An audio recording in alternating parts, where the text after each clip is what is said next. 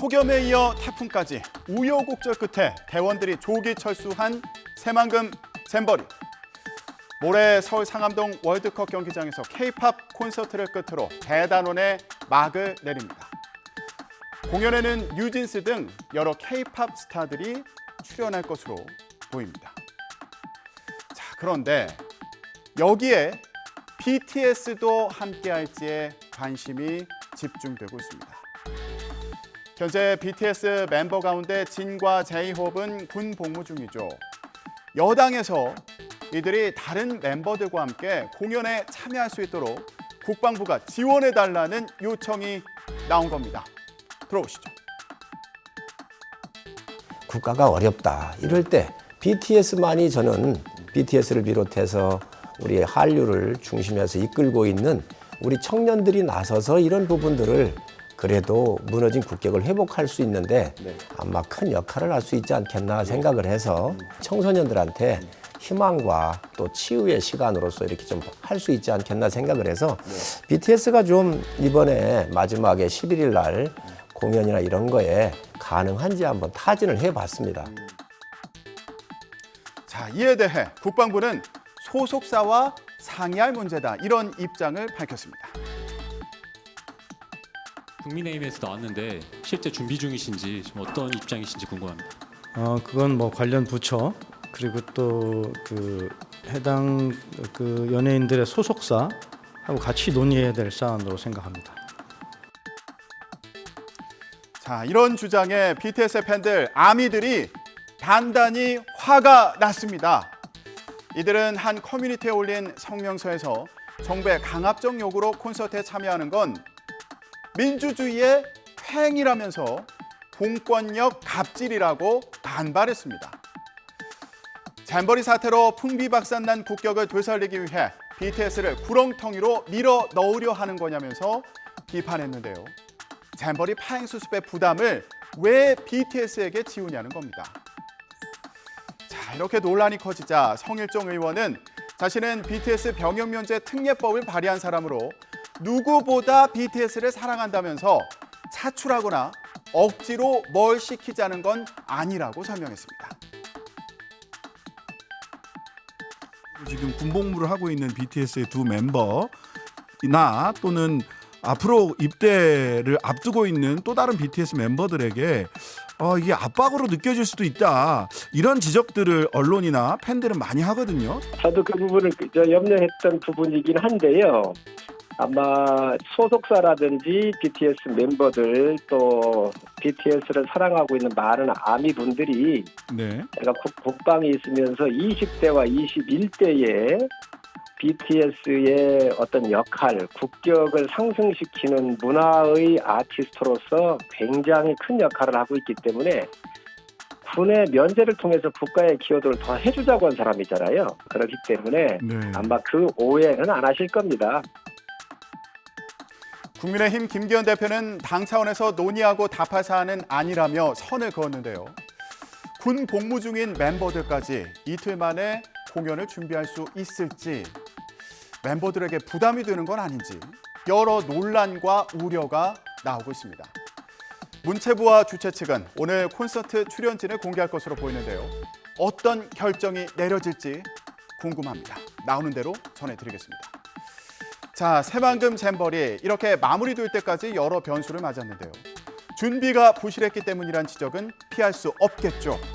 정치권에서는 부실했던 준비 과정을 되짚어봐야 한다는 목소리가 여야를 불문하고 나오고 있습니다. 나행 기자 리포트 보고 오시죠. 지난 10년간 예산이 1,000억 이상의 예산이 투입됐음에도 불구하고 운영상의 문제점이 드러난 이유는 우리가 정확히 분석을 해야 된다고. 폭염 대비 화장실 등 시설은 그동안 요청했던 예산을 더 집행하고, 즉 의지만 있었다면 충분히 대비할 수 있었던 일인데 1,100억 원이 넘는 예산을 어디에 썼는지, 또 허투루 낭비한 건 아닌지 따져봐야 한다는 데도 공감대가 형성됐습니다. 그래서 당장 잼버리 행사가 끝난 뒤인 오는 16일 행정안전부를 소관기관으로 둔 행안위 회의를 잡았습니다. 대회 공동조직위원장인 이상민 행안부 장관이 직접 출석합니다.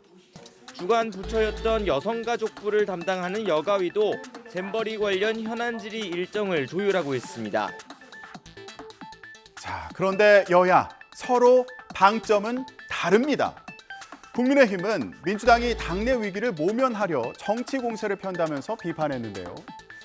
민주당은 아니 집권 2년 차인데 언제까지 남탓만 할 거냐면서 반발했습니다. 당대표의 검찰 소환 임박, 돈봉투 파문 등 내부 위기를 덮기 위해서 쏟아내는 묻지마식 정치 공세를 멈춰야 합니다. 조직위가 잘 가동이 되지 않았고 그러나 언제 한번 뭐 박근혜 정권 때문에 우리가 못한다 이런 얘기 한 적 없거든요. 왜냐하면 네, 이렇게 여야 대치가 한차인 가운데 민주당은 김은경 혁신위원장 발언 논란으로도 시끄러웠죠. 혁신위는 당초 어제 새 혁신안을 내놓을 예정이었는데 이틀 뒤인 내일로 발표를 연기해서 그 배경에 관심이 쏠렸습니다.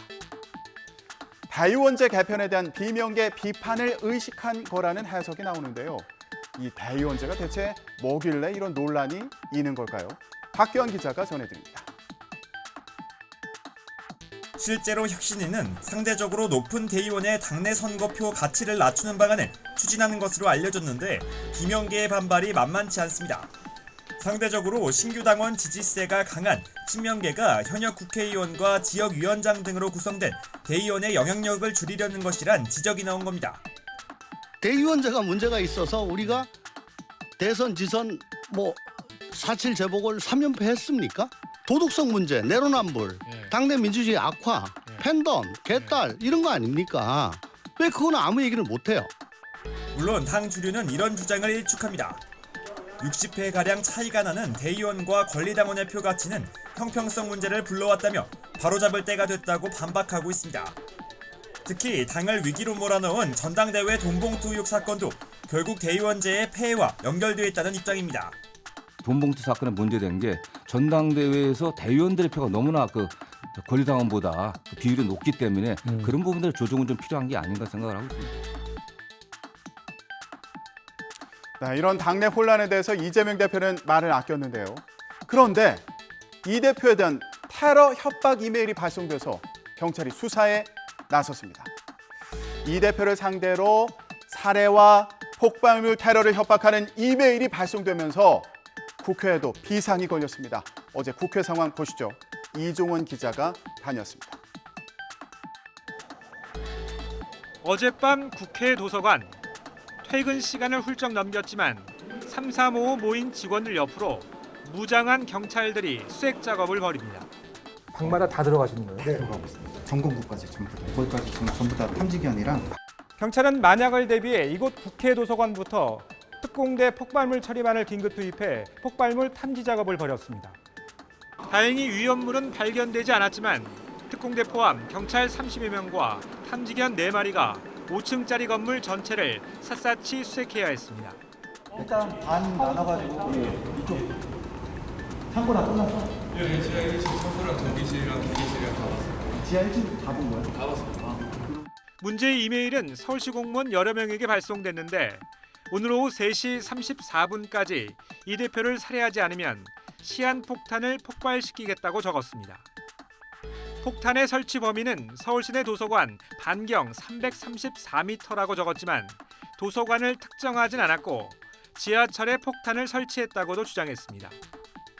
이메일은 일본의 한 법률사무소 계정으로 발송됐고 메시지 작성엔 한국어와 함께 영어와 일어가 동시에 사용됐습니다. 경찰은 서울시내 도서관 등에 대한 수색과 함께 이메일이 발송된 인터넷 주소 IP를 추적하고 있습니다. 최근 일본에선 변호사나 법률사무소 계정을 훔쳐 이메일을 보내는 수법에 피싱 범죄가 성행하는 것으로 알려졌는데 일단 경찰은 국회 경내에 대한 경비도 강화했습니다. 지금 우리가 근무하고 있는 그 법무원의 근무자 빼고는 뭐 만약에 그 상황이 들어와도 가용호에는 다. 이에 따라 이재명 대표는 국회 방호처의 경내 경호를 받고 퇴근했지만 경찰의 국회 밖 경호는 사양했다고 하는데요. 오늘 공개 일정도 예정대로 진행한다고 합니다. 협박범이 빨리 잡히길 바라겠습니다. 지금까지 전국 브리핑이었습니다.